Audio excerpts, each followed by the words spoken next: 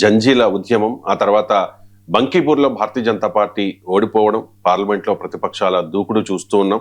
ఒక రకంగా మోదీ కరెక్షన్ మొదలుపెట్టినట్టుగా తెలుస్తోంది. ఎందుకంటే జంజీలకు దగ్గరయ్యేందుకు మోదీనే ఇన్స్టా వీడియోస్ చేస్తూ ఉన్నారు. మంత్రులకు కూడా సలహా ఇస్తూ ఉన్నారు, పిలుపునిచ్చారు. ఇన్స్టాలో చాలా యాక్టివ్గా ఉండండి, జంజీలకు దగ్గరగా ఉండండి అని చెప్పి. రీసెంట్గా ఆర్ఎస్ఎస్ చీఫ్ మోహన్ భగవత్ కూడా జంజీలతో ఇంటరాక్ట్ అయ్యారు. సార్, భారతీయ జనతా పార్టీ పరివారంలో ఎక్కడో కలవరం కనిపిస్తోంది. అదే సమయంలో ప్రతిపక్షాల్లో ఉత్సాహం కనిపిస్తోంది. అంటే 2029 ఎన్నికలకు కౌంట్ డౌన్ స్టార్ట్ అయినట్టేనా? మోదీ డౌన్ఫాల్ మొదలైందా? మీరు ఉదహరించిన అంశాలు వరుసగా చూస్తే జెన్జీ నిరసనకు తల వంచి ధర్మేంద్ర ప్రధాన్ రాజీనామా చేయడం, జెన్జీ ఉద్యమ డిమాండ్లన్నింటినీ అంగీకరించడం, బంకీపూర్లో బీజేపీ కంచుకోటలో ఓటమి, పార్లమెంట్లో ప్రతిపక్షాలు రెట్టించిన ఉత్సాహంతో ప్రభుత్వాన్ని నిలదీయడం, అమిత్ షానే టార్గెట్ చేసి ఏకంగా పార్లమెంట్లో నిలబడడం, మీరు నరేంద్ర మోడీ ఉత్సాహంగా జెన్జీ కమ్యూనికేషన్ ఒక్క రీల్సే కాదు, మీరు ఇటీవల చూశారు. ఐఐటి ఢిల్లీలో కూడా మాట్లాడాడు వెళ్ళి. అంటే ప్రత్యేకంగా జెన్జీని ఉద్దేశించి తన పొలిటికల్ కమ్యూనికేషన్ స్ట్రాటజీ మొత్తాన్ని ఫోకస్ చేస్తున్నారు. మీరు అన్నట్లు మంత్రులకు కూడా చెప్తున్నారు.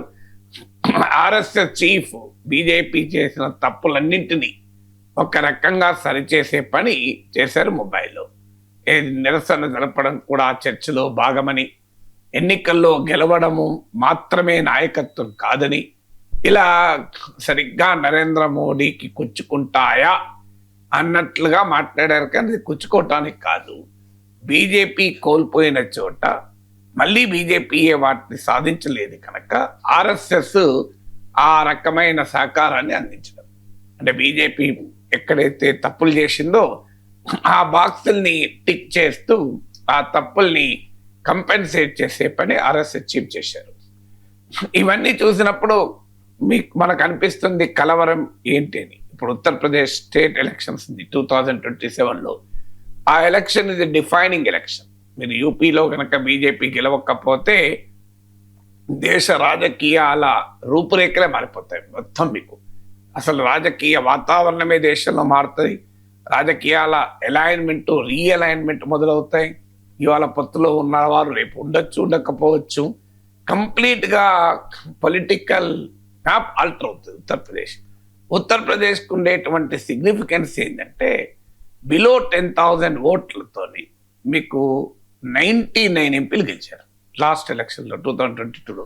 అందులో 55 బీజేపీ వాళ్ళు గెలిచారు. ఇక బీజేపీ మిత్రపక్షాలు కలుపుకుంటే సుమారు 60 మంది గెలిచారు. అందువల్ల ఈ 10,000 ఓట్స్ ఇన్ ఎవ్రీ కాన్స్టిట్యున్సీ అంటే చాలా తక్కువ. మీకు ఉత్తరప్రదేశ్లో 13 కోట్ల ఓటర్లు ఉంటే 2,07,00,000 2,07,00,000 జెన్జీ ఓటర్స్ ఉన్నారు. సో అందువల్ల ఈ జెన్జీ ఎఫెక్ట్ కనుక పడితే మీకు ఏమవుతుంది, జెన్జీకి ఎక్కడ లేని కొత్త అస్తిత్వము మొదలైంది. నిన్న ఒక ఫ్రెండ్ చెప్తున్నాడు, అతనికి కలిశారట. ఏం చేస్తావు బాబు, ఇంటర్మీడియట్ డిస్కంటిన్యూడ్ సార్ అన్నట. అంటే ఏం చేస్తావు నువ్వు అంటే నేను జెన్జీ అన్నాడట. అదే కన్నయ్య నువ్వు ఏం చేస్తావు అంటే జెన్జీని సార్, నేను ఇంటర్మీడియట్ తర్వాత చదువుతలేను, ఏం చేస్తలేడు అంటే నువ్వు ఏం చేస్తావు అని అడిగితే నేను జెన్జీని, నేను అన్ఎంప్లాయిడ్ అంటలేడు, నేనేం చదువు మానేసిన అంటలేడు, నేను జెన్జీ అంటున్నాడు. అంటే జెన్జీ అనేది ఒక ఐడెంటిటీగా మారిపోయింది చూడండి. లేదా నేను ఇంటర్మీడియట్ ఇప్పుడే అయిపోయింది, నేను నెక్స్ట్ మళ్ళీ ఒక డిగ్రీలో చేరుతా అంటలేడు, నేను జెన్జీ అంటున్నాడు. సో ఎక్కడ లేని ఒక ఐడెంటిటీ, జెన్జీ ఐడెంటిటీ మనకు క్లియర్గా కనబడుతోంది. సో అందువల్ల మీరు అన్నట్లు ఇది ఏమవుతుంది అంటే మనకు సామెతలు, తెలుగు సామెతలు మనకి ఎప్పుడైనా రవిశంకర్ సంక్లిష్టంగా అనిపించింది అనుకో, ఒక విషయం అర్థం కావడం లేదు, బెస్ట్ ఏంటంటే తెలుగు సామెతలకు వెళ్ళాలి. మీకు తెలుగు సామెత ఒక అద్భుతమైనటువంటి సాహిత్యం. అది ఎంత పర్ఫెక్ట్గా పడుతుందంటే వెంటనే ఏమవుతుంది అంటే ఇళ్ళలకనే పండుగ కాదు. ఇది కరెక్ట్గా ఇవాళ ప్రతిపక్షాల ఉత్సాహానికి నా ఆన్సర్ అది. ఇళ్ళలకనే పండుగ కాదు. ఇల్లైతే అలికారు, డౌట్ లేదు. బీజేపీ వ్యతిరేక శక్తులు, నాన్ బీజేపీ ఫోర్సెస్ ఇళ్ళలకాయి. కానీ మరి ఇళ్ళలకనే పండుగ అయిపోతుందా? పండుగ కావాలంటే ఇంకా చాలా ఫ్యాక్టర్స్ కావాలి. సో తిథి కలవాలి, అనేక రకాలు కలవాలి. సో పండుగ రోజు ఇల్లు అలుకుతాం కానీ ఇల్లు అలుకనే పండుగ కాదు కదా. ఎందుకు కాదు అన్నప్పుడు దీనికి కొన్ని ఫ్యాక్టర్స్ మనకు కనబడతాయి. ఒకటి, బీజేపీకి ఉన్నటువంటి లెర్నింగ్ ఎజిలిటీ అంటారు. మీరు ఇవాళ రేపు ఆధునిక ఎకానమీలో, నాలెడ్జ్ ఎకానమీలో జాబ్ రావాలన్నా మోడర్న్ ఎకానమీలో ఫస్ట్గా చెప్పేది సాఫ్ట్ స్కిల్స్. వాళ్ళు లెర్నింగ్ ఎజిలిటీ ఉండాలి, అంటే వేగంగా నేర్చుకోగలిగే సామర్థ్యం ఉండాలి. భారతీయ జనతా పార్టీకి ఉన్నంతగా బహుశా ఏ రాజకీయ పార్టీకి లేదు. ఇప్పుడు మీరు కాంగ్రెస్ పార్టీని చూడండి, అది నేర్చుకుంటుందా? కాంగ్రెస్ పార్టీకి నేర్పాలన్నా నేర్చుకోవాలన్నా యుగాలు పడుతుంది. అదే బీజేపీ ఏంటంటే చాలా వేగంగా తన తప్పుల నుంచి నేర్చుకుంటుంది, ఫీడ్బ్యాక్ నుంచి నేర్చుకుంటుంది. మీరు ఎంత ఫాస్ట్గా జనరీ కమ్యూనికేషన్ మోడీ మొదలుపెట్టాడు, అది ఇంపాక్ట్ అవుతుందా లేదా, జనం నమ్ముతున్నారా, అది హానెస్ట్ కమ్యూనికేషనా కాదా, వెరీ డిబేట్. కానీ ఇమ్మీడియట్గా మొదలుపెట్టాడు. అటు ధర్మేంద్ర ప్రధాన్ను డ్రాప్ చేసిన మరుక్షణం నుంచి మొదలుపెట్టారు. అందువల్ల లెర్నింగ్ ఎజిలిటీ యొక్క ఇంపాక్ట్ కూడా చూశాను. 2024లో 240 సీట్స్ పడిపోయాక హర్యానా, మహారాష్ట్ర, ఢిల్లీ, బెంగాల్, అస్సాం ఇలా వరుస పెట్టి గెలుస్తూనే ఉన్నారు. చూడండి మీరు, అంటే ఆ లెర్నింగ్ ఎజిలిటీ ఉంది కనుక ఇప్పుడు కూడా మళ్ళీ నేర్చుకొని మళ్ళీ తమ తప్పులు సరిచేసుకొని వచ్చే అవకాశం ఉంటుంది. మీకు ఫామ్ లాస్ విషయంలో అదే జరిగింది. బాగా నష్టపోతారనుకున్న దగ్గర వెంటనే క్షమాపణ చెప్పి బయటకు వచ్చారు. ఇక్కడ కూడా చూడండి, అసలు మోడీ వింటాడా అనుకున్న చోట ఒక స్టేజ్కి వచ్చేవరకు ధర్మేంద్ర ప్రధాన్ రాజీనామా చేసి వెళ్ళిపోయారు. సో అందువల్ల ఆ లెర్నింగ్ ఎజిలిటీ అనేది బీజేపీని కాపాడే మొదటి అంశం. రెండవది ఏంటంటే, మీకు నరేంద్ర మోడీకి ఉండేటువంటి కరిష్మా ఇప్పటికీ కూడా, మీరు mood of the nation India Today survey చూడండి, C voter studies tracker daily tracker చూడండి, ఏవి చూసినా కూడా మోడీ పాపులారిటీ తగ్గుతున్నమాట నిజం. ఈవెన్ జన్జీ ప్రొటెస్ట్ల కన్నా ముందు నుంచే తగ్గుతున్నది. రాహుల్ గాంధీ ఇమేజ్ పెరుగుతున్నమాట నిజం. కానీ ఇద్దరి మధ్య ఇప్పటికీ మామూలు గ్యాప్ లేదు. ఇక మిగతా ఏ నాయకులకు కూడా దరిదాపులో కూడా లేరు. సో అందువల్ల మీకు లీడర్షిప్, భారతీయ ఎన్నికలు అనేది ప్రెసిడెన్షియలైజ్ అయ్యాయి. ఒక పార్లమెంటరీ డెమోక్రసీ అయినా ఒక రకంగా అధ్యక్ష తరహా ఎన్నికలుగా మారిపోయాయి. ప్రెసిడెన్షియలైజేషన్ ఆఫ్ ఇండియన్ పాలిటిక్స్ జరిగినప్పుడు ఏమవుతుంది అంటే లీడర్ మ్యాటర్స్. సో ఇప్పటికీ బీజేపీకి నరేంద్ర మోడీ ఒక పెద్ద స్ట్రెంగ్త్. సో మీకు Rahul Gandhi both and asset and liability opposition. So ఆ తేడా నుంచి మరలే, ఒకప్పుడు ఓన్లీ లయబిలిటీ ఉండే రాహుల్ గాంధీ, ఇప్పుడు both and asset and liability అయింది. ఈ లీడర్షిప్ గ్యాప్ అనేది రెండవది. మూడవది, బీజేపీకి ఉన్న వనరులు, ముఖ్యంగా మీడియా, సోషల్ మీడియా, ప్రాపగండా వ్యవస్థల పైన complete grip. Of course Gen Z మొదటిసారిగా బీజేపీ ప్రాపగండా మిషన్ పంక్చర్ చేయగలిగారు తమ క్రియేటివిటీతో. ఎంత మామూలు క్రియేటివిటీ కాదు. ఆ కాక్రోచ్ల నిరసన దగ్గరకు వచ్చి మోదీ మీడియా మైక్లు కెమెరాలు పట్టుకొని आपको फंड्स किधर से आया, आपको फंड्स किधर से आया, आपको फंड्स किधर से आया అంటే చందా చోర్ నిధి అని చెప్పి పిల్లలు 20,000 పిల్లలు ఆన్సర్లు, చందా చోర్ నిధి, ఆ రామ మందిరంలో దొంగతనం చేసిన మాకు ఇచ్చిండ్రు అని. సో అంత పవర్ఫుల్గా మోడీకి కౌంటర్గా మీములు చేశారు. కానీ పొలిటికల్ అపోజిషన్ మాత్రం బీజేపీని ప్రాపగండా మిషన్లో గెలవలేకపోతున్నారు. జనరీ గెలవగలిగారు, ఇంట్రెస్టింగ్ ఏంటంటే. కానీ ఆర్గనైజ్డ్ పొలిటికల్ అపోజిషన్, కాంగ్రెస్ కానీ ఇండియా కూటమికి కానీ ఎవరు కూడా మీకు బీజేపీ మించిన ప్రాపగండా క్రియేటివ్గా చేయలేకపోతున్నారు. నాలుగవది ఏంటంటే మనీ. మీకు ఇలా మానిటరీ రిసోర్సెస్ మొత్తం వనరులన్నీ బీజేపీ చేతుల్లో ఉన్నాయి. ఐదవది ఇన్స్టిట్యూషనల్ సపోర్ట్. మీకు ఎలక్షన్ కమిషన్ లాంటి సంస్థల వివాదాస్పదమైన పాత్ర మనం చూస్తున్నాం. సో ఇన్స్టిట్యూషనల్ రిసోర్సెస్ కూడా మీకు బీజేపీకి అనుకూలంగా ఉన్నాయి. ఆరవది ఏంటంటే మీకు ప్రతిపక్షాల బలహీనతలు, ప్రతిపక్షాల మధ్య ఉండే విభజనలు, మీకు ఫ్రాగ్మెంటెడ్ అపోజిషన్. మనం చూసాం తమిళనాడులో ఏం జరుగుతుందో చూస్తున్నాం. డిఎంకే కాంగ్రెస్ల మధ్య, మీకు సమాజ్వాదీ పార్టీ కాంగ్రెస్ల మధ్య కలుస్తాయా అనేది క్వశ్చనబుల్గానే ఉంది. మమతా తృణమూల్ కాంగ్రెస్కు లెఫ్ట్కు మధ్య బెంగాల్లో ఉన్న విభజన చూస్తున్నాం. కేరళలో కాంగ్రెసే కమ్యూనిస్టుల మధ్య ఘర్షణ చూసాం. సో ఈ ఫ్రాగ్మెంటెడ్ అపోజిషన్ అనేది బీజేపీకి ఒక పెద్ద అడ్వాంటేజ్. ఇది ఆరవది. ఏడవది ఏంటి అంటే మీకు హిందుత్వ పొలిటికల్ రెటోరిక్. ఎంత చెప్పినా ఇప్పటికీ హిందూ మెజారిటేరియన్ కన్సాలిడేషన్కు ఉన్న పొటెన్షియల్కు విరుగుడు అనేది ప్రతిపక్షాలు కనుగొనలేకపోయారు. కొన్నిసార్లు సాఫ్ట్ హిందుత్వాతో కొంత ప్రయత్నం చేసినా అది ఫెయిల్ అయింది. సోషల్ జస్టిస్ పాలిటిక్స్తో కొంత చేయాలనుకున్నా కూడా ఆ ప్రయత్నం ఎంత మేరకు సక్సెస్ అయింది అనేది క్వశ్చన్ మార్కే. 8వది ఏంటంటే సోషల్ ఇంజనీరింగ్. అంటే ఇప్పటికీ కూడా బీజేపీకి ఉన్నటువంటి అడ్వాంటేజ్ ఏంటంటే వివిధ సామాజిక వర్గాల మధ్య కలయికల్ని మీకు సమర్థవంతంగా తేగలుగుతుంది. 9వది ఏంటంటే ఆర్గనైజేషనల్ మిషన్. ఏ రాజకీయ పార్టీకి కూడా ఇంత బలమైనటువంటి organisational structures, organisational abilities, organisational capacities, ఇంత విస్తృతమైన ఆర్ఎస్ఎస్ పరివార నెట్వర్క్ ఇవన్నీ కూడా ఏ పార్టీకి లేదు. 10వది ఏంటంటే పొలిటికల్ మేనూవరబిలిటీ. అండ్ మిగతా ప్రత్యర్థుల్ని రాజకీయంగా చీల్చగలగడం, వారి ఎంపీలను ఎమ్మెల్యేలను లాక్కోగలగడం, ప్రతిపక్షాలను నిర్వీర్యం చేయడంలో బీజేపీ మొహమాటం లేకుండా అన్అబాష్డ్ పొలిటికల్ మేనూవరబిలిటీ అంటారు. అంటే ఏమన్నా చేయండి, వాషింగ్ మిషన్ పాలిటిక్స్ అనుకోరు, ఏమన్నా అనుకో, తిమ్మిని బొమ్మైనా చేయి, ప్రతిపక్షాలను నిర్వీర్యం చేసి ముక్క చెక్కలు చేసి ఖండించి కోసి అన్ని రకాలుగా చేయగలుగుతారు. సో ఈ 10 ఫ్యాక్టర్స్ వల్ల ఇప్పటికిప్పుడు మోడీ డౌన్ఫాల్ మొదలైంది అని మాత్రం అనలేం. కానీ 2020 కౌంట్ డౌన్ మాత్రం మొదలైంది. చాలా రసవత్తరమైన, అంటే ఒకప్పుడు 2029 కూడా టేకెన్ ఫర్ గ్రాంటెడ్. బీజేపీకి ప్రత్యర్థి లేరు, మోడీకి ప్రత్యర్థి లేదు, ఇక రిజల్ట్ ఈజ్ కంక్లూడెడ్ అనుకున్నారు. అది కాదు అనే ఒక ఉత్కంఠభరితమైన పోటీకి కౌంట్ డౌన్ మాత్రం మొదలైంది. ఆంధ్రప్రదేశ్ రాజకీయాల విషయానికి వస్తే జగన్మోహన్ రెడ్డి తరచూ ఏదో ఒక అంశం మీద జనాల్లో ఉంటూ ఉన్నారు. ప్రోగ్రాం ఏదైనా కూడా భారీగా జన సమీకరణ చేస్తూ ఉన్నారు. జగన్ ఏ పర్యటన చేసినా కూడా కూటమి నేతలు విమర్శలు చేస్తూ ఉన్నారు. చంద్రబాబు సైతం ఘాటుగా రియాక్ట్ అవుతూ ఉన్నారు.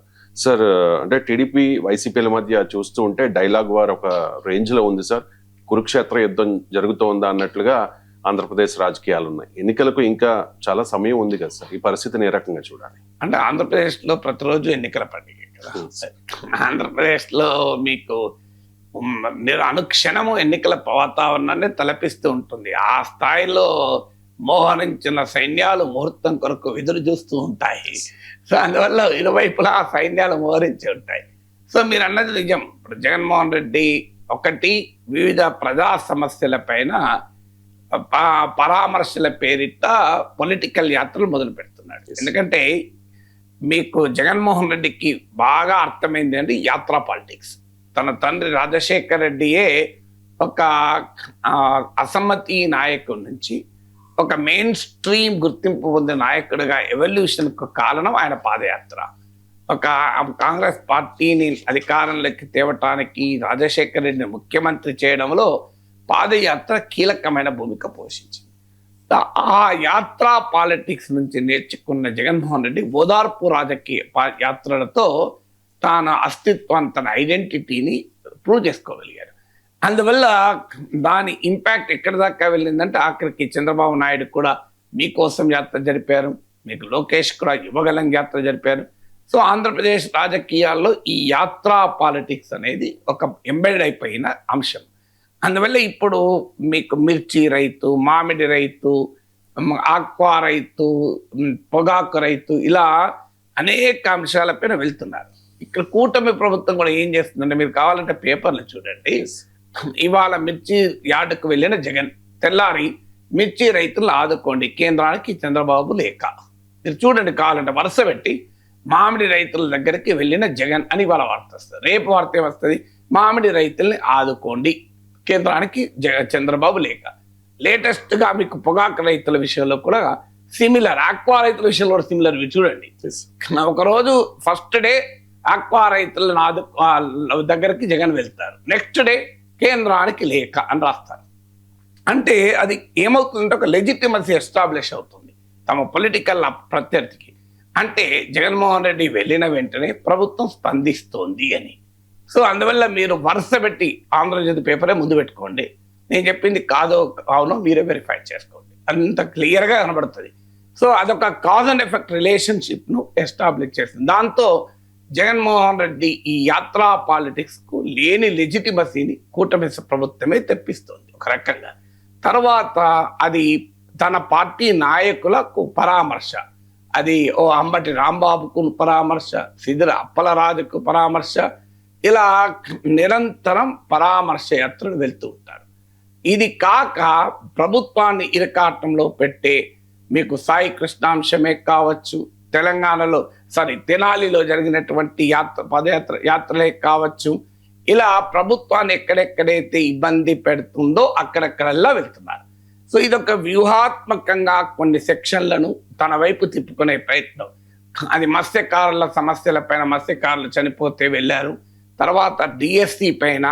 సో ఇలా నిరంతరం ప్రభుత్వాన్ని ఎక్స్పోజ్ చేస్తూ, ప్రభుత్వాన్ని నిలదీస్తూ, ప్రభుత్వాన్ని ఎంబరాస్మెంట్లోకి నెడుతూ, ప్రభుత్వ వ్యతిరేకతను ఉపయోగించుకొని అసంతృప్తుల్ని సమీకరించుకోవడానికి జగన్మోహన్ రెడ్డి కంటిన్యూస్ యాక్టివిటీ చేస్తున్నారు. ఆ యాక్టివిటీకి మనలాంటి వాళ్ళని విమర్శించవచ్చు, ఇదేంటి, దీని ప్రతిదాన్ని యొక్క మొబిలైజేషన్ ఏంటి, ఇదేంటి అని మనం అనొచ్చు. కానీ రాజకీయాల్లో ఎలా ఉంటాయి, మీకు నాకు అనిపిస్తుంది ఇదేంటి అని. కానీ రాజకీయాల్లో ఉన్న వారికి మొబిలైజేషన్ అనేది ఒక ఎన్నికల ఎత్తుగడ, ఒక పొలిటికల్ వ్యూహం. అందుకే ప్రతిదాన్ని ఒక ఈవెంట్గా, ఒక పెద్ద ఎత్తున పబ్లిక్ను మొబిలైజ్ చేసి చేయడము. ఇందులో జగన్మోహన్ రెడ్డి సమీకరించుకున్నాడా, ప్రజలే స్వచ్ఛందంగా వచ్చారా, అది నాకు అనవసరం. కూటమి వాళ్ళేమో ప్రజలు సమీకరించుకున్నారు, వాళ్ళ పార్టీ వాళ్ళని అంటారు, వైసీపీ వాళ్ళేమో స్వచ్ఛందంగా ప్రజాస్పందన అంటారు. అది ఏదైనా జనం మాత్రం కనబడుతున్నారు. ఇటీవల ఉత్తరాంధ్ర పర్యటనప్పుడు కూడా చూసాం మనం, జనం భారీ ఎత్తున కనబడుతున్నారు. వీటి కల్మినేషన్గా ఏమవుతుంది అంటే మీకు పాదయాత్ర మొదలవుతుంది. వీటి కల్మినేషన్గా బహుశా 2027 డిసెంబర్లోనో ఇప్పుడు అన్నట్టున్నారు, గుర్తులేదు. సో పాదయాత్ర మొదలవుతుంది. ఇక పాదయాత్రతో కంటిన్యూస్ ఎలక్షన్ యాక్టివిటీ స్టార్ట్ అయినట్టే లెక్క.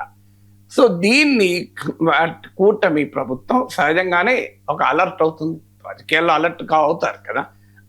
ఎందుకంటే కూటమిలో ఇటీవల ఆంధ్రజ్యోతిలో కథనం వచ్చింది, ఇన్సైడ్ అని, ఏబిఎన్ ఇన్సైడ్. నేను కూడా దానిపైన వివరంగా నా యూట్యూబ్లో విశ్లేషణ కూడా చేశాను. ఏబిఎన్ ఇన్సైడ్ లో స్టోరీ ఏంటంటే, ఇటీవల కూటమి సమన్వయ కమిటీ మీటింగ్ జరిగింది.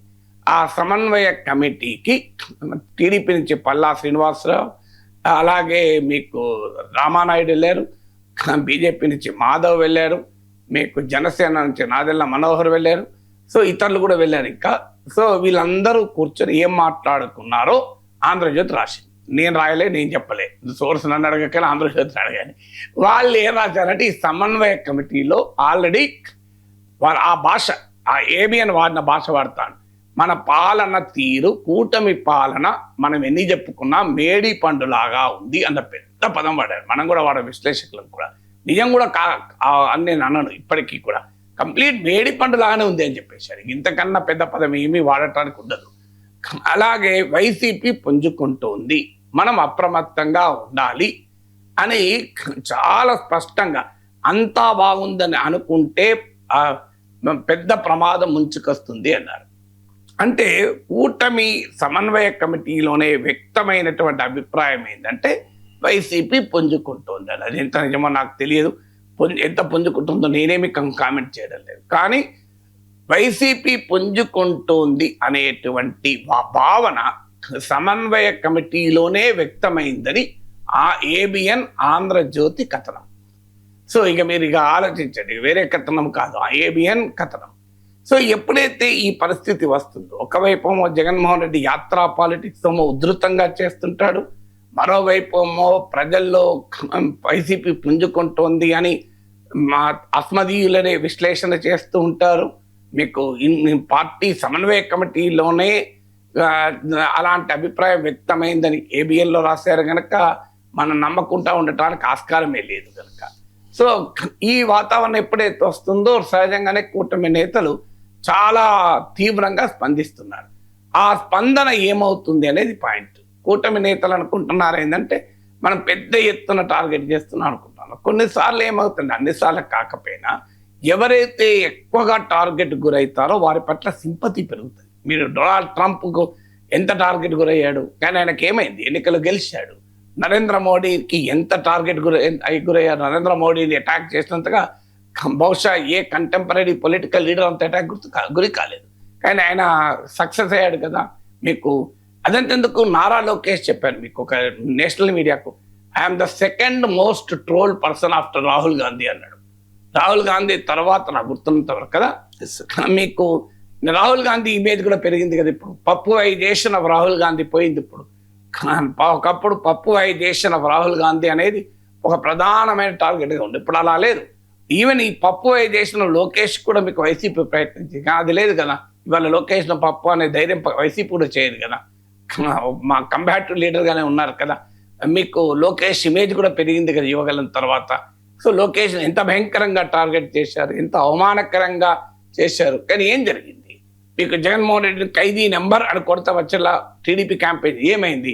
ఆయనపై సీఎం ఆఫీస్లో కూర్చున్నాడు. తర్వాత కేసీఆర్ను తెలంగాణ ఉద్యమ కాలంలో మామూలుగా టార్గెట్ గురయ్యారా?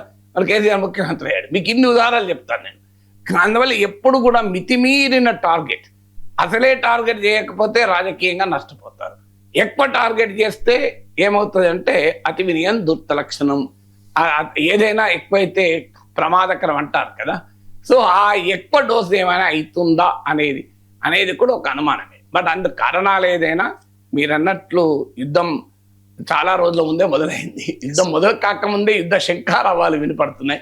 ఇక యుద్ధమే మొదలైతే ఎలాంటి పరిస్థితులు ఉంటాయో తెలియదు. ఆంధ్రప్రదేశ్లో కూటమి ప్రభుత్వం అధికారంలోకి వచ్చిన తర్వాత జగన్ కుటుంబానికి చెందిన భారతీ సిమెంట్స్ వ్యాపార కార్యకలాపాలని ఉద్దేశపూర్వకంగా కక్షపూరితంగా అడ్డుకుంటూ ఉన్నారు అనే ఆరోపణ ఉంది సార్. ఈ నేపథ్యంలో భారతీ సిమెంట్స్ ను అడ్డుకోవద్దు అంటూ హైకోర్టు కూడా ఆదేశాలు జారీ చేసింది. భారతీ సిమెంట్స్ ను అడ్డుకోవద్దు, ఉపాధి కల్పిస్తోన్న సంస్థకే మీరు అడ్డంకులు సృష్టిస్తారా? శాంతి భద్రతలను, ప్రజాస్వామ్యాన్ని కాపాడడం పోలీసుల చట్టబద్ధ బాధ్యత అంటూ ఈ తీర్పులో, ఈ ఆదేశాల్లో స్పష్టం చేసింది సార్. హైకోర్టు ఆదేశాల మీద మీ కామెంట్. హైకోర్టే ఆదేశాలు ఇచ్చాక మనం ఎవరు దాన్ని అది ఖండించలేం కదా, ఖండించలేం. హైకోర్టు స్టేట్మెంట్ మనం యాక్సెప్ట్ చేయాల్సింది, ఇంకో మార్గం లేదు. కానీ ఇక్కడ నాకు ఏం జరుగుతుంది అన్న దానికన్నా కూడా ఒక ట్రెండ్ ఆందోళన కలిగిస్తుంది. ఏం ట్రెండ్? వైసీపీ అధికారంలో ఉంటే టీడీపీ నాయకుడైన గల్లా జయదేవ్ ఫ్యాక్టరీ అమర్ రాజా చాలా చరిత్ర ఉన్న కంపెనీ. మీకు అమెరికాలో గల్లా జయదేవ్ ఫాదర్ అమెరికాలో అవకాశాలు వదులుకొని ఆయన సొంత జిల్లాకి వచ్చి, సొంత రాష్ట్రానికి వచ్చి, అది కూడా చాలా వెనుకబడినటువంటి చిత్తూరు జిల్లాలో గ్రామీణ ప్రాంతంలో ఫ్యాక్టరీ పెట్టారు. సో అది మనం అప్రిషియబుల్ చేయాల్సింది. అమర్ రాజా ఫ్యాక్టరీకి ఒక చరిత్ర ఉంది, ఒక స్థాయి ఉంది. కాలుష్యాన్ని క్రియేట్ చేస్తుంది అన్న ఆరోపణల పైన ఆఖరికి ఆ కంపెనీ ఆంధ్రప్రదేశ్నే వదిలి వెళ్తారా అనే స్థాయికి తీసుకొచ్చారు. తెలంగాణలో వాళ్ళు ఎక్స్పాన్షన్ మొదలు పెట్టారు. ఇదంతా జరిగింది. Very unfortunate. ఆఖరికి గల్లా జయదేవ్ రాజకీయాల నుంచే విరమించుకున్నారు. ఈ గొడవలు ఎన్నో భరించలేకనే అయి ఉండాలి పాపం. వెరీ ఎఫెక్టివ్ పార్లమెంటేరియన్ కూడా. సో మీకు దట్ ఇస్ వెరీ అన్ఫార్చునేట్. తర్వాత ఇప్పుడు భారతీ సిమెంట్ జగన్మోహన్ రెడ్డి సొంత కంపెనీ గనక దానికి ఇప్పుడు క్యాప్టివ్ మైన్ దగ్గర ఒక 10 ట్రాక్టర్లు అడ్డుపెట్టి క్యాప్టివ్ మైన్ నుంచి లోపలికి వెహికల్స్ రాకుండా, బయటికి వెహికల్స్ పోకుండా చేస్తున్నారని. అంటే చూడండి ఆంధ్రప్రదేశ్లో పరిస్థితి ఏంటి. ఆంధ్రప్రదేశ్లో 2 వ్యక్తుల మధ్య, 2 కుటుంబాల మధ్య జరుగుతున్న ఘర్షణ రాష్ట్రాన్ని ఏ స్థాయిలో డివైడ్ చేసిందో చూడండి. ఆఖరికి పరిశ్రమలు కూడా ఈ 2 కుటుంబాల రాజకీయ వైరానికి బలి కావాల్సిందే. పరిశ్రమలు కూడా, విధానాలు బలి కావాల్సిందే. మీరు విధానాలు కూడా చూడండి. ఆయన అమరావతి అని చంద్రబాబు అంటే నేను దాన్ని ముట్టుకోను, అమరావతిని నేను అటాక్ చేస్తాను, 3 రాజధానులు అంటూ జగన్ అంటారు. జగన్ మావిగన్ అనుడితోనే మావిగన్ను అవహేళన చేసి ఇప్పుడు అవిగన్ అంటున్నాడు. అమరావతి అంటే విజయవాడ, గుంటూరు కలిపి అవిగన్. మిగిలింది ఎంతో ఒక మధ్యలో పట్టేవే కదా. అదొక్కటి తీసేస్తే మీదంతా మావిగన్లో అవిగన్ మిగిలిపోయింది, మా లేదంతే. సో అందువల్ల అంటే ఏ స్థాయిలో నీవు ఒకటంటే నేను ఇంకోటి అంతే, ఇక వేరే ఏం లేదు. ఆడ అమరావతి కాక 3 రాజధానులు మంచిగా చెడ్డయా అని జగన్ ఆలోచించాడు. మావిగన అంటే నేను అవిగన్ అంట అంతే. ఇది ఘర్షణగా మారిపోయింది. అంటే విధానాలు కూడా ఆఖరికి 2 కుటుంబాలు, 2 వ్యక్తుల మధ్య ఉండే రాజకీయ వైరానికి బలైపోతున్నాయి. సామాజిక వర్గాల రీతిలో కూడా చూడండి మీరు. ఒక కులం 80% ఒక పార్టీకి, ఒక నాయకుని వెంట ఉంటుంది. మరో కులం 70% 80% ఒక నాయకుని, ఒక ఆ కుటుంబం వెనకాల ఉంటుంది. అంటే సమాజం కూడా రెండుగా చిలిపోయి ఉన్నాయి.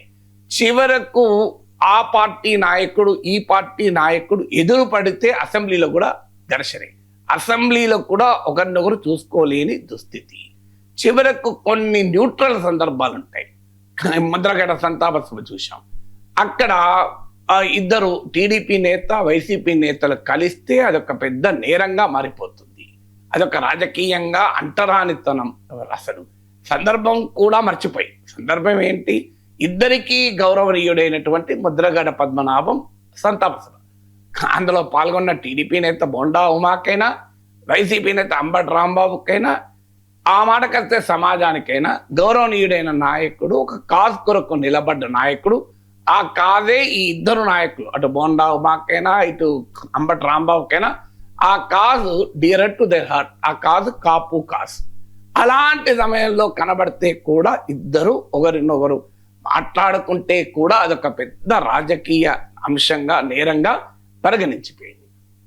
అంటే ఎంతగా ఒకరి మనలాంటి విశ్లేషకులు ఏమైనా మాట్లాడితే మీరు వెంటనే, ఇప్పుడు నేను క్వాంటమ్ వ్యాలీని సపోర్ట్ చేస్తూ, అమరావతిలో క్వాంటమ్ వ్యాలీని సపోర్ట్ చేస్తూ, ఏఐ డేటా సెంటర్ ఏఐ హబ్ను, వైజాగ్లో ఏఐ హబ్ను సమర్థిస్తూ మాట్లాడితే నా పైన వైసీపీ వారు కింద కామెంట్లు, నువ్వు ఇక మొదలు పెడతారా సార్, ఇక చంద్రబాబు విజనరీ అని మొదలు పెడతారా, ఇక చంద్రబాబును కీర్తిస్తారా, ఏం భయపడుతున్నారా అని కామెంట్లు వైసీపీ అభిమానులు. ఇక ఇది ఏదైనా ఒక అంశం పైన చంద్రబాబు ప్రభుత్వాన్ని ప్రశ్నిస్తే, అది ఉద్యోగుల విషయమే కావచ్చు, అది రైల్వే జోన్ కావచ్చు, అది ఇంకే అంశమైనా కావచ్చు, వెంటనే ఇక టీడీపీ వాళ్ళు అటాక్ అయితే పార్టీనే అటాక్. ఇక్కడన్నా కనీసం అభిమానులు అటాక్, వీళ్ళైతే పార్టీనే కడవాలేసేసి కప్పేస్తారు. అంటే మీరు ఆ గట్టునుంటావా ఈ గట్టుంటావా, ఈ గట్టు ఉండకపోతే ఆ గట్టును ఉన్నట్టే మా లెక్కల, మా గట్టు ఉండకపోతే ఆ గట్టునున్నట్టే. అంటే ఆ గట్టునుంటావా నాగన్నా ఈ గట్టునుంటావా అని. నేను ఏ గట్టునుండా నా గట్టు నేను ఉంటాను రాదు. మీడియా 2 ఛానల్ అటు, ఒక ఛానల్ ఒకటో రెండో ఛానల్ ఇటు.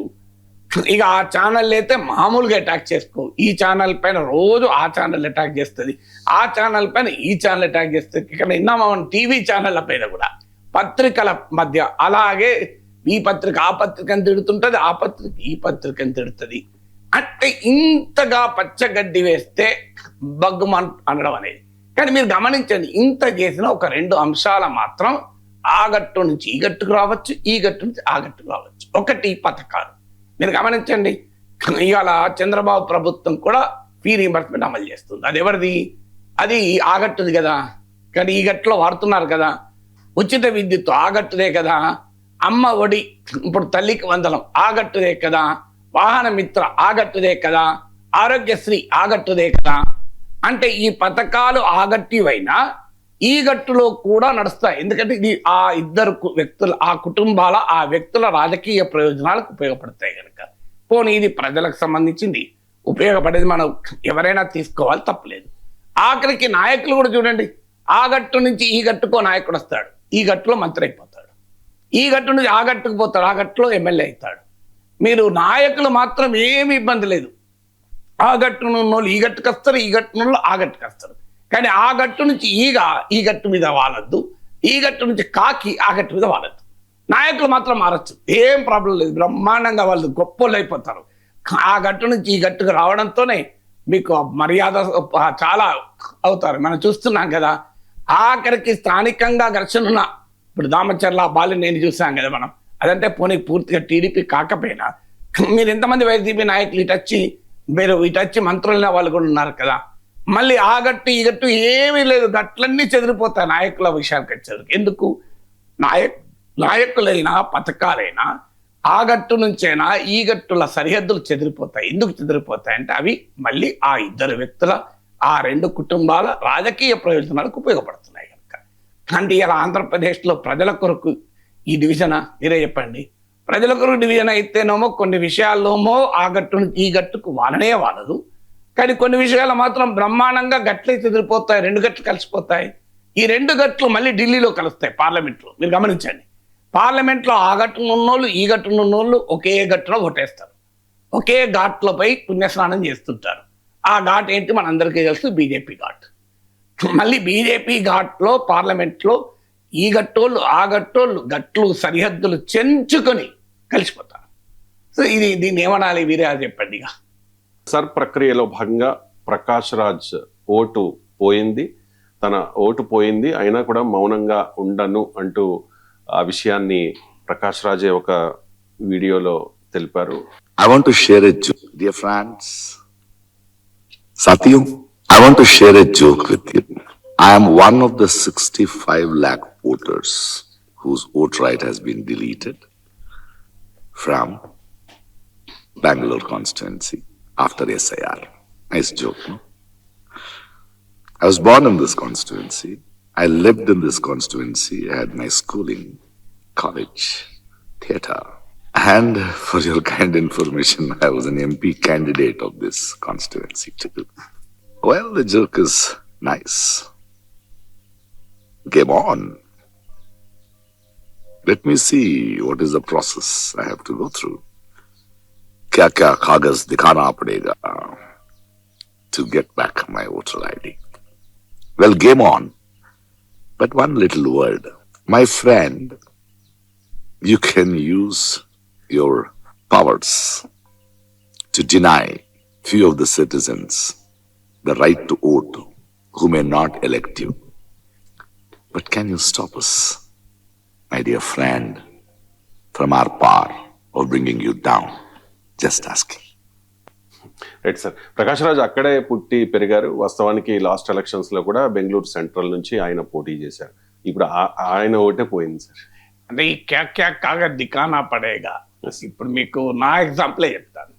మీకు 2002 సర్లో ఉండాలి. నాకు ఇప్పటికి అర్థం కాదు. రేషన్ కార్డు ఉన్నా వాల్యూ లేదు, పాస్పోర్ట్ ఉన్నా వాల్యూ లేదు, 10th క్లాస్ నుంచి PhD వరకు సర్టిఫికెట్లు ఉన్నా వాల్యూ లేదు, ఓటర్ ఐడి ఉండి ఎన్నిసార్లు ఓటేసినా వాల్యూ లేదు, ఆధార్ కార్డు ఉన్నా వాల్యూ లేదు, ఆస్తి పాస్తుల డాక్యుమెంట్లు ఉన్నా వాల్యూ లేదు, ఏది వాల్యూ లేదు. ఆఖరికి శాసన మండలి ఇచ్చినటువంటి identity card is a former legislator అని అది లేదు. ఉస్మానియా విశ్వవిద్యాలయం ఇచ్చినటువంటి పెన్షన్ పేమెంట్ ఆర్డర్ వాల్యూ లేదు. ఏది వాల్యూ అంటే 2002 సర్ అందులో ఉంటే లెక్క. అసలు నాకు నిజంగా అర్థం కాని అంశం ఇది. అన్ఫార్చునేట్లీ నాది 2002 సర్లో లేదు. ఎందుకు లేదో నాకు తెలియదు. I have no reason. 2002 సర్లో నా పేరు ఎక్కడా కనబడలేదు. చాలా వెతకం. మా BLO కూడా చాలా కష్టపడ్డాడు వెతకడానికి, ఆయన కూడా దొరకలే. మా అమ్మ నాన్నది ఏమన్నా దొరుకుతుందా అని చెప్పి వెతికితే వాళ్ళది కూడా దొరకలేదు. మా అమ్మది లేదు, మా నాన్నది లేదు సర్లు. వాళ్ళు లక్షిట్పేట కాన్స్టిట్యున్సీలో 2002లో ఓటర్గా ఉన్నారు. లక్షిట్పేట కాన్స్టిట్యున్సీలో 99లో వాళ్ళు అక్కడ ఓటేశారు. 2004లో మళ్ళీ హైదరాబాద్కి వచ్చి మాతో ఉన్నారు కనుక ఉప్పల్ అసెంబ్లీ సెగ్మెంట్లో ఓటేశారు. నేను 2004 నుంచి 2024 వరకు ఉప్పల్ అసెంబ్లీ సెగ్మెంట్లో ఓటేశాను. ఇప్పుడు జూబ్లీ హిల్స్ అసెంబ్లీ సెగ్మెంట్లో ఓటాను. అంతకుముందు 99లో ఓటేశాను. ప్రతిసారి ఓటేస్తూనే ఉన్నాను. కానీ సర్లో నా పేరు ఎందుకు లేదో నాకు తెలియదు. ఎందుకంటే ఆ సర్లో నా పేరు ఉండకపోవడం పైన నాకేమీ అధికారం లేదు, అవకాశము లేదు. నాది గనక ఉండుంటే నా మిస్సెస్కి ఈజీ అయ్యేది, నా కొడుకు బిడ్డకు ఈజీ అయ్యేది. ఇప్పుడు ఏమైంది, నాది లేకపోయే వరకు అదృష్టవశాత్తు మా మేడంది మాత్రం వాళ్ళ నాన్న దొరికింది, వాళ్ళ అమ్మ దొరికింది సర్లో. వాళ్ళిద్దరిది సర్లో దొరకడం వల్ల ఆమెది నా ఇద్దరు పిల్లలది కూడా మరి మెటర్నల్ గ్రాండ్ ఫాదర్ది రాశారు, అయిపోయింది. నేను మాత్రం ఏమీ రాయలేక నా డీటెయిల్స్ మాత్రమే ఇచ్చాను. బహుశా ఇప్పుడు ఆ వివాదాస్పదమైన జాబితాలో నా పేరు పడుతుందేమో నాకు తెలియదు. అప్పుడు నా పరిస్థితి ఇది, క్యా కాగజ్ దికానా పడేగా. ఇప్పుడు ప్రకాష్ రాజ్కి వచ్చినప్పుడు ఇంకా రాలే అది. నేను మొన్ననే కదా పూర్తయింది. ఆగస్ట్ 25కి అది లిస్ట్ వస్తుందట. ఇప్పుడు ఆ లిస్టులో నా పేరు ఓటర్ల జాబితాలో ఉండదో తెలియదు.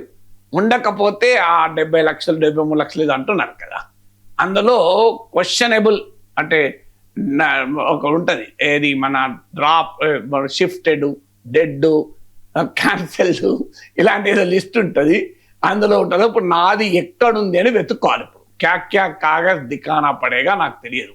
నాకు పాస్పోర్ట్ ఉంది, ఇప్పటికి నేను 4 దేశాలు తిరిగాను, 4-5 దేశాలు తిరిగాను.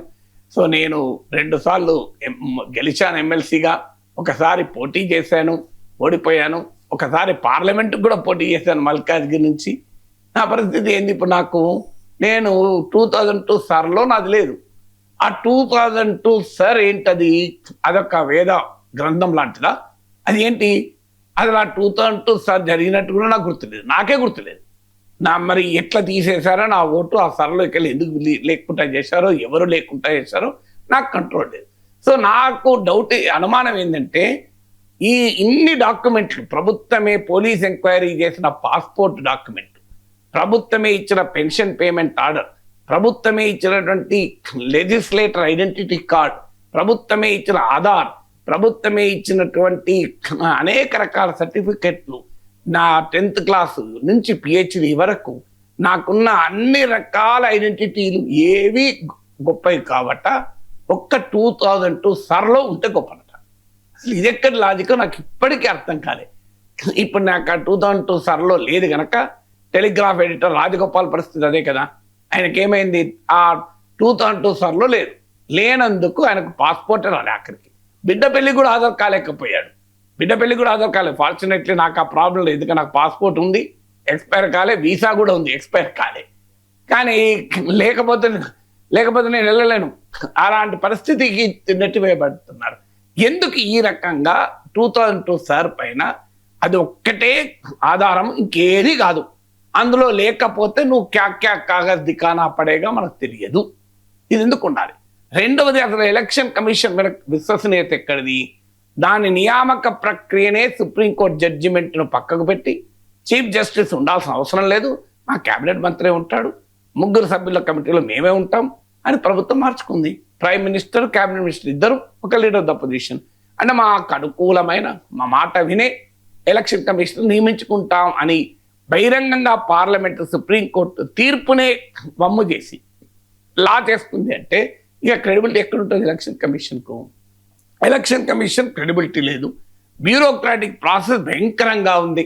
ఒక్కసారి నీది డౌట్ఫుల్ ఓటర్గా మారిపోతే అసలు ట్రిబ్యునల్కు వెళ్తే ఆడ లక్షల ఓట్లు ఉన్నాయి, పరిష్కరించడమో వందలలో ఉంది. మీరు బెంగాల్ అనుభవం చూస్తున్నాం, లక్షల ఓట్లేమో వివాదాస్పద జాబితాలో ఉన్నాయి.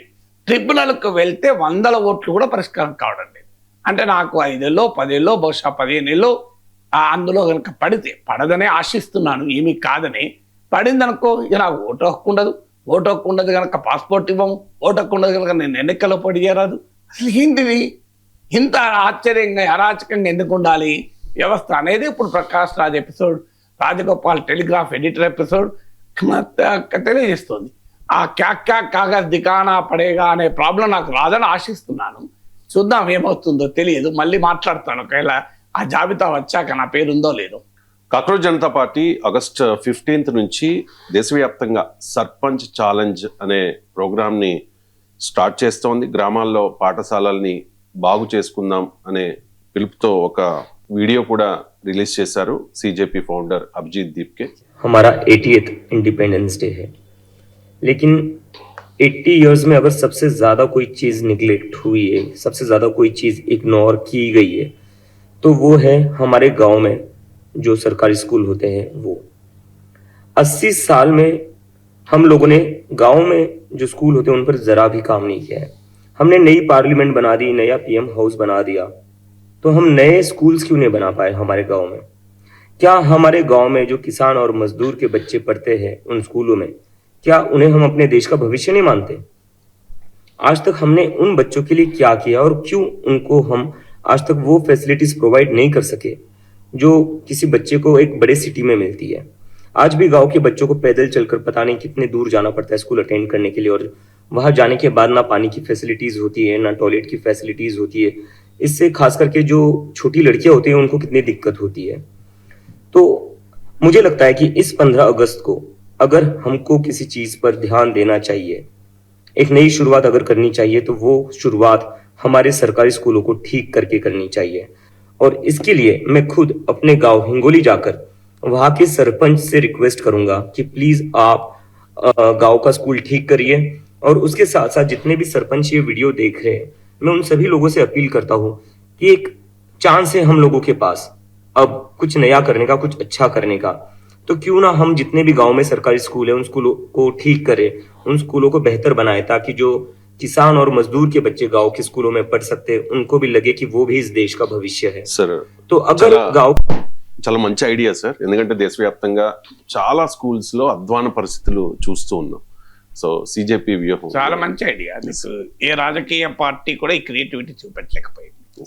ఏ రాజకీయ పార్టీ ఇన్ని స్వాతంత్ర దినోత్సవ వేడుకలు అయ్యాయి, అసలు స్కూల్స్ ను ఒక ఉద్యమంగా, హాస్పిటల్స్ ఒక ఉద్యమంగా చేపట్టి ఎందుకు చేయలేకపోయాయి అన్నది ఒక పెద్ద సమస్య. ఎందుకంటే స్కూల్కు ఉండే గొప్పతనం ఏంటంటే జీవితాలు మార్చేస్తాయి. నువ్వు ఏ కులంలో పుట్టావు, ఏ వర్గంలో పుట్టావు, ఏ ప్రాంతంలో పుట్టావు అన్న దాంతో సంబంధం లేదు. ఇవాళ నాలెడ్జ్ ఎకానమీలో ఎడ్యుకేషన్ ఒకటే ఎమాన్సిపేటరీ ఫోర్స్, లిబరేషన్ ఫోర్స్. ఎందుకంటే మన అందరి ఇళ్లలో మనకు అనుభవాలు.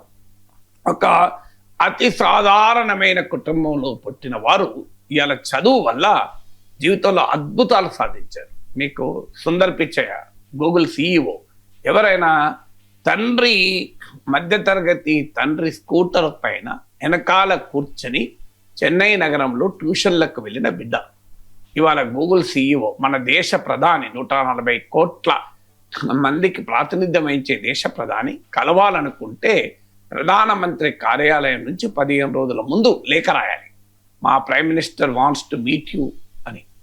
అంటే ఏ స్థాయికి జీవితం మార్చింది. జీవితం ఎంత శామ్ పెట్రోడా, చాలా వివాదాస్పదమైన కాంగ్రెస్ నాయకుడే కావచ్చు, కానీ పెద్ద టెలికాం జెయింట్ ఇంజనీర్ ఆయన. ఎవరు? ఒరిస్సాకు చెందిన ఒక వడ్రంగి. పొట్ట చేత పట్టుకొని ఉపాధి కొరకు వలస వెళితే గుజరాత్కు, వాళ్ళకు పుట్టిన సంతానం 7వ సంతానమే. మీకు రాజారెడ్డి అని ఉన్నారు, ప్రొఫెసర్ రాజారెడ్డి అని, ఎలక్ట్రానిక్స్లో నోబెల్ బహుమతికి సమానమైన ప్రైజ్ వైట్ హౌస్ నుంచి తీసుకున్నారు. మన IIITలు, ఇప్పుడు తెలుగునాట IIITలను ఏర్పాట్లో కూడా కీలక పాత్ర పోషించారు. కార్నీజీ మిలన్ యూనివర్సిటీలో రోబోటిక్స్ డిపార్ట్మెంట్కు నాయకత్వం వహించారు. కంప్యూటర్ సైన్స్లో ప్రపంచ ప్రఖ్యాత ప్రొఫెసర్ రాజిరెడ్డి అని. మీకు ఆయన ఎంత పెద్ద ప్రొఫెసర్ అంటే మీరు తెలుసు, మీకు రోబో సినిమాలో రజనీకాంత్ కూడా కార్నీజీ మిలన్ యూనివర్సిటీలో చదువుతాడు. సో అలాంటి టాప్ యూనివర్సిటీలో రోబోటిక్స్. అలాంటి అతను నాకు చెప్పాడు, నేను చిత్తూరులో జిల్లా పరిషత్ స్కూల్లో చదువుకున్నాను అని.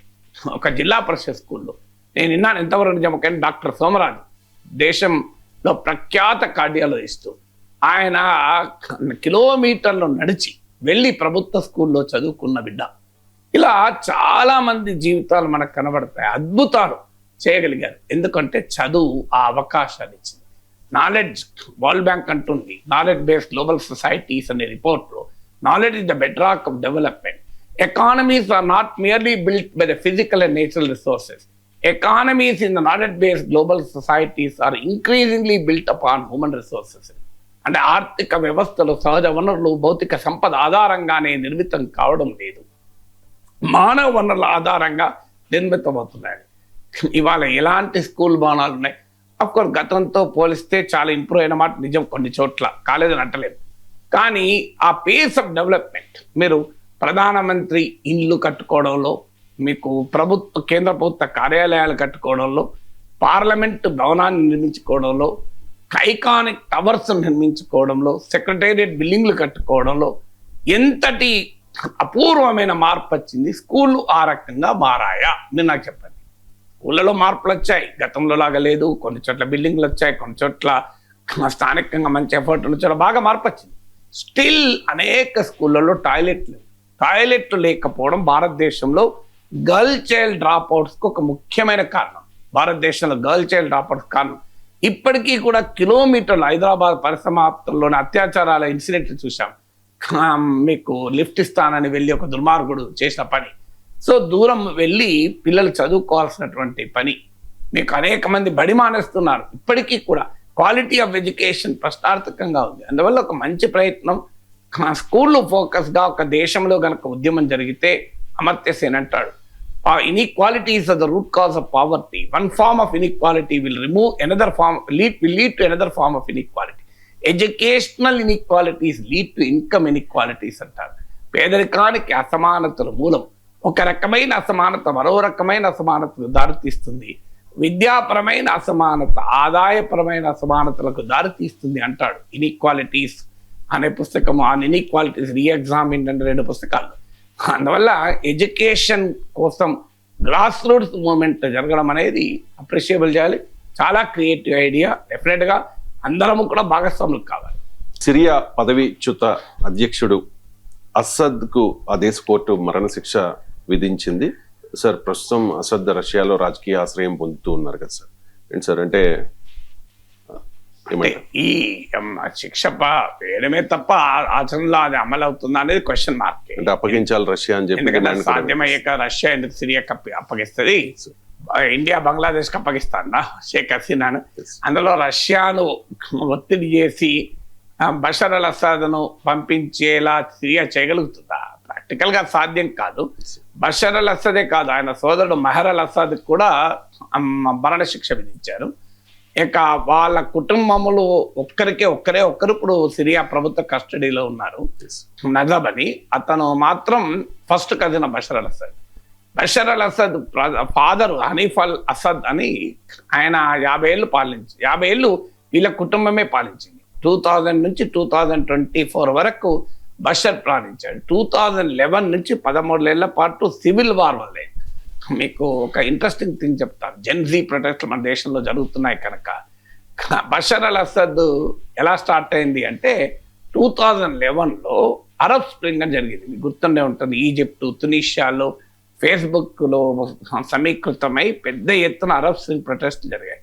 ఆ అరబ్ స్ప్రింగ్ ప్రొటెస్ట్లతో ఇన్స్పైర్ అయిపోయి ఒక పిల్లలు కొంతమంది గోడ మీద ప్రభుత్వానికి వ్యతిరేకంగా గ్రాఫిక్ అంటే నినాదాలు, బొమ్మలు గీశారు. వాళ్ళంతా 10 to 15 years. వాళ్ళను కిడ్నాప్ చేసి వాళ్ళ నాన్న టార్చర్ చేస్తే వాళ్ళ తల్లిదండ్రులు వాళ్ళ కుటుంబాల రోడ్డు మీదకి వస్తే అక్కడ స్టార్ట్ అయింది సివిల్ వార్. మీకు పెద్ద ఎత్తున అది 13 ఏళ్ల పాటు నడిచింది. ఆ 13 ఏళ్ల తర్వాత 2024లో రష్యా ఎప్పుడైతే ఉక్రెయిన్ వార్లో కూరుకుపోయిందో సిరియాను కాపాడటానికి బషర్ అల్ అసద్ కాపాడేటువంటి పరిస్థితిలో రష్యా లేదు. అప్పుడు మీకు ఇరాన్ కూడా తీవ్రమైన నిర్బంధాన్ని ఎదుర్కొంటుంది. బషర్ అల్ అసద్ ఇరాన్ కూడా సన్నిహితుడు, సో షియా లీడర్ అయినా. అందువల్ల ఎప్పుడైతే సిరియాకు ఆక్సిజన్గా ఉన్న రష్యా, ఇరాన్లు వాళ్ళకున్న జియో పొలిటికల్ టెన్షన్లు ఇరుక్కుని సపోర్ట్ చేయలేకపోయారో ఇక బషర్ ప్రభుత్వానికి సమయం ముగిసింది. మీకు కానీ అక్కడ అధికారంలోకి వచ్చిన వాడు అంతకన్నా గొప్పవాడు కాదు. మీకు అహ్మద్ అల్ సరా అనే నాయకత్వంలో మీకు అధికారంలో ప్రజెంట్ ప్రెసిడెంట్. ఆయన ఇదివరకు అల్ ఖైదాలో పనిచేశాడు, ఐసిస్తో పనిచేశాడు. సో అల్ ఖైదా, ఐసిస్తో పనిచేసిన వ్యక్తి అల్ సరా మీకు ఇవాళ నాయకుడిగా ఉన్నాడు. అందువల్ల బషర్ ప్రభుత్వం పడిపోయినందుకు ఆనందపడాలా, ఇలాంటి ప్రభుత్వం బాధపడాలో కూడా తెలియదు సిరియా ప్రజలకు. బట్ ఏదైనా ఏంటంటే అది ఇంట్రెస్టింగ్ ఏంటంటే షియా మీకు బషర్ కమ్యూనిటీ చాలా మైనారిటీ కమ్యూనిటీ. అలవైట్ షియా, అలవైట్ ముస్లిమ్స్ అంటారు. సో సారీ, షియాలో ఒక సెక్ట్, స్మాల్ సెక్ట్ ఇది. మీకు వీరు this is a very small sect in Syria. So ఆ స్మాల్ సెక్ట్ దేశాన్ని పాలించింది, మెజారిటీ కాదు. అది కూడా ఒక కారణం. అంటే ఆ సెక్టేరియన్ కాన్ఫ్లిక్ట్ కూడా ఉంది. బట్ ఏదైనా ఇలా అంటే ప్రజాస్వామ్యం లేని దేశాల్లో జరిగేది అదే. ఇప్పుడు క్రైమ్స్ అగైనెస్ట్ హ్యుమానిటీ కింద బషర్కు ఉరిశిక్ష విధించారు.